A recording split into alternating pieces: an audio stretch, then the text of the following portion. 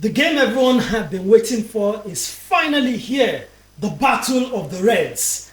And this time it could even be more because, well, so much is at stake right about now. For Arsenal, it could be about revenge because Arsenal suffered their first defeat of the season in the hands of this team. For Liverpool, well, it's about redemption. Defending champions who have not lived up to expectation but hope to prove a point when they travel to the Emirates. It's Arsenal taking on Liverpool. Today, the man who can do no wrong right now, the man who is feeling like $1 million. It's the season is over. Storm is over, storm is over. There's still like 18 Let's not forget last 3 seasons. Yeah. What happened? They were the bridesmaid. They were not the bride. So it's just like how many points remain. There are still 18 games worth of storms left this season. So let's not get ahead of ourselves. But yes, you guys are, your enemies are falling left, right, and center. So they will continue to fall. Manchester City, Chelsea, Manchester United, Liverpool, Aston Villa. 2026, it's obvious.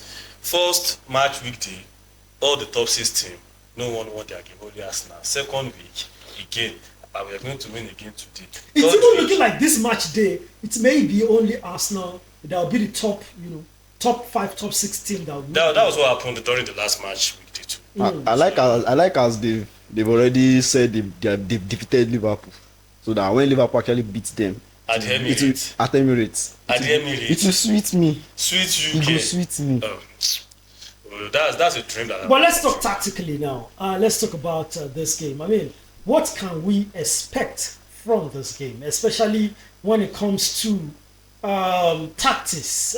For Arteta, is there anything he needs to change? There are so many Arsenal fans that believe that somewhere in there he needs to find a way to play easy. Considering the form of Martin Odegaard right now, starting from I think mid-December till now, Odegaard can't be benched. And looking at the performance of Trossard all season till now, I think this season Trossard is, if not our best. But the problem is, even when Trossard did not play, he still did not play Eze. The last game, it was Gabriel Martinelli that started ahead of Eze. Personally, what Arteta is telling us is that Eze has become his third choice left winger. No, it's not about. What he's telling us is that he's behind Trossard and is behind Martinelli on the left wing position. It's not about the third choice or second choice. I remember that on the last interview he did regarding this issue, he said Eze has played more minutes, considering the number of games because those ones were than he has played even at Palace. And there are few things in common involved right now. Either is physicality, status, or it can also be because of they are still trying to show him 1 or 2 things on our Arsenal plays. Because I remembered against Aston Villa a weekend, the match we lost, off the ball, Eze wasn't very useful. The way Martinelli, if you see the runnings of Martinelli off the ball, I used to tell people Martinelli is more useful off the ball than on the ball. If you see the runnings of the likes of Martin Odegaard, you don't need to tell them anything. Off the ball, they all know where they are going, where they will be marking. Everybody knows his role on the ball and off the ball. So I think those things are things Eze is yet to understand. So I think Eze needs to be trained better on those things, because look at Arsenal this season. Most of the time we don't really win game on the ball. It's off the ball. There's no team that can boldly say they can counter us on attack. Everybody will start tracking back. All the players, even including the attackers. So all of these things are very important in the Eze game. Eze coming from Crystal Palace as a star boy. It doesn't really mark in Palace. It's the star boy. In the formation that he plays, he has practically 4 guys. Freedom at least 2. Adam Watson, maybe Hughes or Jefferson Lemma, whoever it is, they mark for him, and he just focuses on himself and Ismail Assar. They just focus on attack. So, but the system is quite different here. Most especially if you are playing on our flank. You have to support the fullback. Because most of the time, whenever we are attacking, go and look at the person playing as left fullback, either Calafiori or Kampi. They are rogue runners. You can see them at Saka's side. You can see them even at the top 9. So once they make such runs, it is Declan Rice, and the winger most of the time that do cover for them at the centre back. So you not knowing your off the ball positions can be very dangerous for us. And let's not forget that we are playing against Liverpool. We need our best resources, our best squad, people that really understand the system. So it's not as if Arteta is not respecting Eze's ability. Everybody knows Eze is a very good and fantastic player. But this is a new team, this is a new system, this is a new tactics. They need to bring him to speed. I told you talked about this is at Liverpool. We need people who understand the system. There is one person that feels like he doesn't understand the system yet, and that is Eucharist.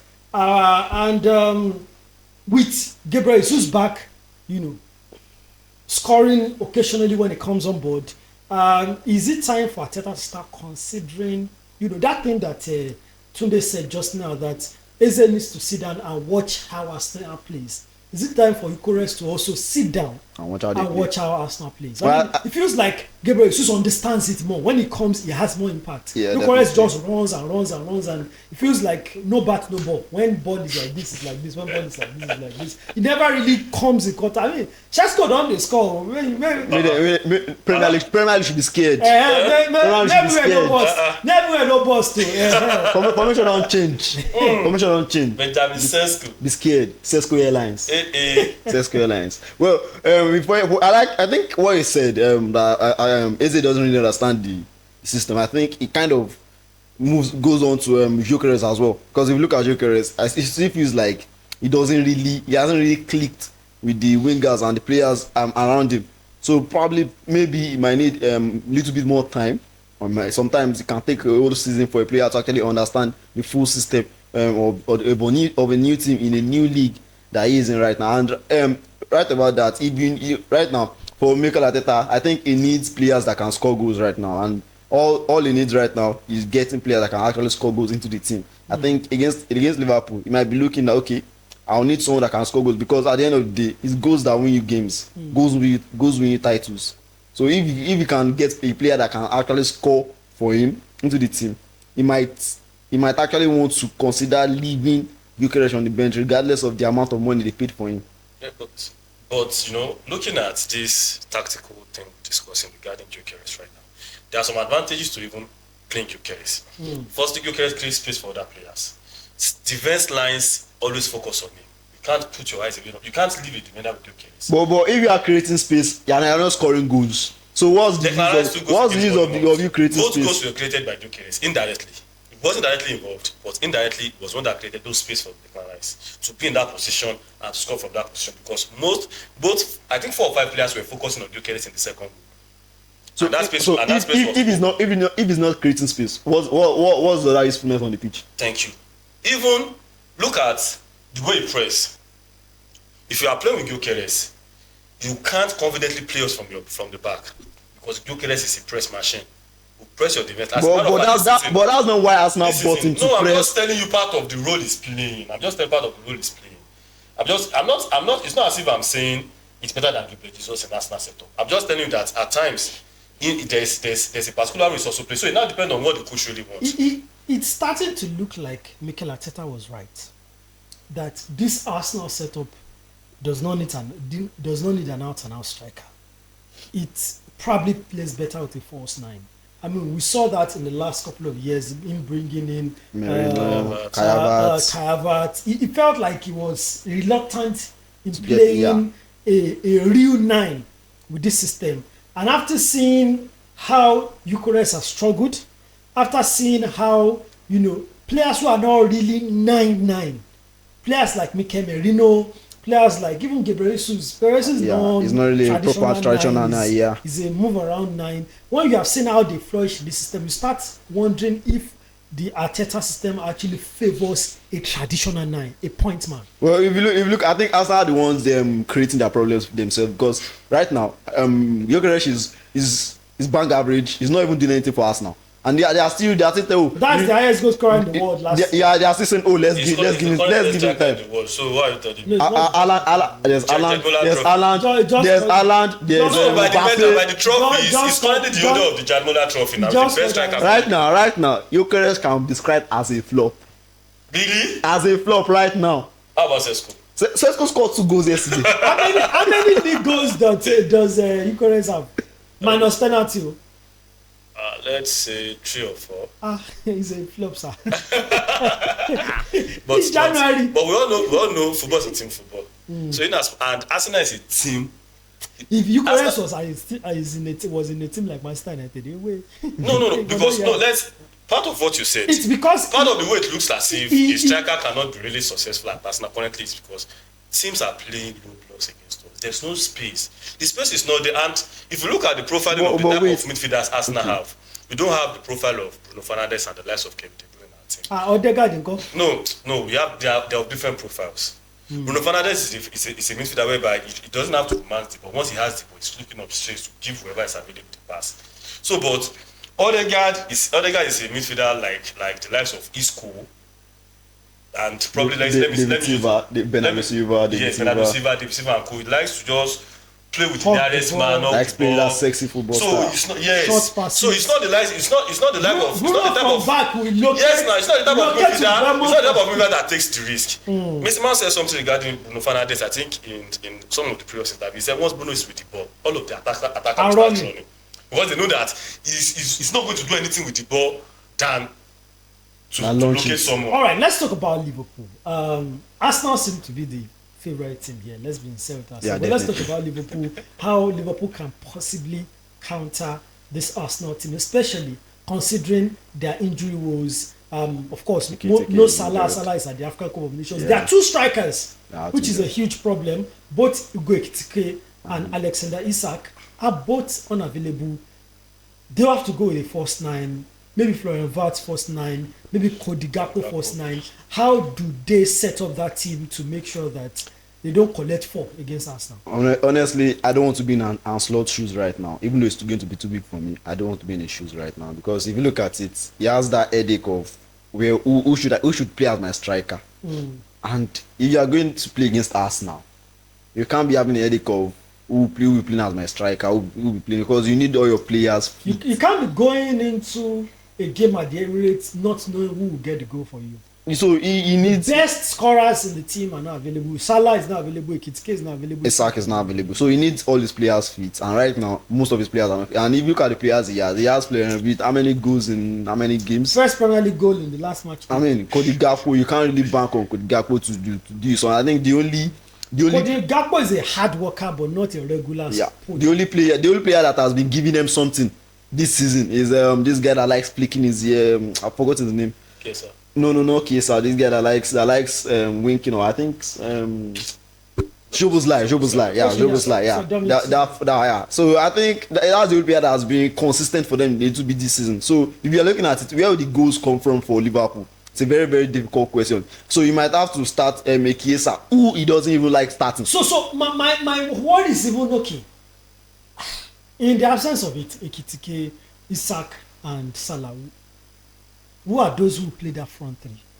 Tell me the Liverpool front 3 right now. That has to be Gakpo, Florian Wirtz, and Chiesa. Against Arsenal. Firstly, it's someone for him. No wonder today is just smiling. It's funny. Today just smiling. I remember when we were playing our first leg. Odegaard is not around. Bukayo Saka is not around. Saliba is not around. Saliba got injured in that match. And all of you were like, it's a normal thing for us. If you look at it, right now. Kayabas wasn't around. Gabriel Jesus wasn't around. Trossard wasn't around. I think Martinelli was also even around. And you guys were like, it's a normal game for us now to win. Now, Liverpool are having their own issues now. You're not like, what can Slot do? Okay, well, coming back to Liverpool setup. Tonight is just in the mood today. Because he knows. No, it's 3 points. We are there now. It's not about an elephant on the tree now. This is a bird on the trees, relaxing. Having a nice 7 points. They have to take good break. Sounds this 7 points or 8 points? If they win tonight, it will be 8 points. Yeah. 8 points sounds really good. Yes, now. It's. Did they have to take good break? And God helps you, and maybe Manchester United helps you. Okay. No. God has no. You see, it's not those things that has been helping us. Yes, it's one or the other. But Brighton did not help you yesterday. No, Brighton helped us, but Man City helped us. Man City has been helping was. Man City missed a lot of chances. It was a winnable game for City. I mean, we'll talk about that, No. but Haaland, no. It was, So even against Chelsea, it was also a winnable game that minute. So it is Man City that is helping, not the opponent. So we are not expecting any help. it's not the opponent that is scoring. We are not expecting any help from Manchester United. Man City will still help us. If you can't score, they will do. Don't worry. That's not your own problem. It's by the road on. You know it's an agreement. Don't worry. Now coming to Liverpool setup, but I'm personally seeing Liverpool playing 4-5-4, going with all their 5 midfielders, then with Cody Gakpo at 9. That's Gravenberch, Curtis Jones, Szoboszlai, McAllister. Florian Wirtz, McAllister, then Cody Gakpo. Cody Gakpo, probably second half Chiesa and Nkomo, or what's his name? So you see, it's a no. 3 points, I'm sure. Hey, See how bullish tonight is. All right. Let's talk about predictions. So, or should I ask by how many goals last night? It's honestly, I wish Liverpool can do something, but no, you said they're going to win. You said it even in this show right now. So please don't change. No. Yay. See, this is reality now. This is putting your money where your mouth is. You have to be factual. Yeah, definitely. I'm going with Arsenal 2-0 win. Wow. Liverpool doesn't even score. I don't see Liverpool score with that kind of attack. Even they won't score against the United team safe. I know it won't be an interesting game because Liverpool just want to block off spaces with all the 5 midfielders being available. So I'm just saying probably I don't know. It may be a narrow win. Arsenal. 1-0 victory. Yeah. Low scoring game like that. Because 25 midfielders, sir, to breach that wall, it's not a low block. It will be a mid block. To breach that mid block, it will be very difficult because most of that 5 midfielders, I think it will only be having just 2 attacking midfielders. The 3 other midfielders are CMs and DM. So breaching through that walls. And let's not forget that even during the first leg, Liverpool were having issues. But when they had Arsenal, they didn't consider that was their first clean sheet. So there's this adrenaline that will still pop up that okay, we are playing against Arsenal, let's be serious. So everybody will be playing their A game. So it won't be an easy ride anyways, but I'm just 3 points will be 3 points. Well, Mikel Arteta's men go to war tonight at the Emirates Stadium. This time is for the right to be 8 points ahead of the next best team in the Premier League. That means that Current best team. Practically, Arsenal would have to lose 3 games. Meanwhile, the entirety so far, they have only lost 2. They will have to lose 3 games in order for them to not to emerge champions in May. It's not looking like this will happen. I think at this point, you should just say, congratulations, Arsenal. Thank you very much. I was not congratulating Arsenal. Thank you very much. Thank you very much. But still, I think congratulations, Arsenal. There's no going back now.